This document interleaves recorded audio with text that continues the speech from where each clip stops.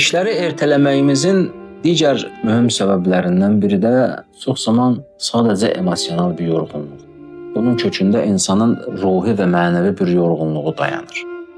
İnsan yorğun olan zaman, insan stresli olan zaman, insan gərgin olan zaman hər hansı bir işi görməmək istəyir. Yəni burada sanki beyin bizim bədənimizə belə bir siqnal ötürür ki, sən yorğunsan və istirahət etməlisən. Təbii ki, biz robot deyilik. Biz dəmirdən, daşdan olan varlıqlar deyilik.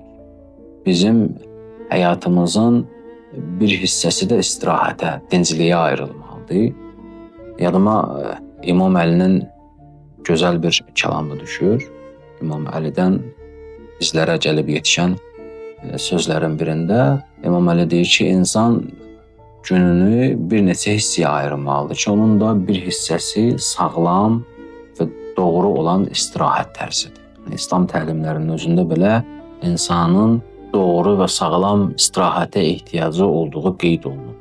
Ki, bu bizim həyatımızın qaçılmaz tərəflərindən biridir. Və bir miqdar biz özümüzə qarşı mərhəmətli olmağı da başarmalıyıq. Bəzən səbəb budur. Səbəb yalnız bizim emosional yorğunluğumuzdur.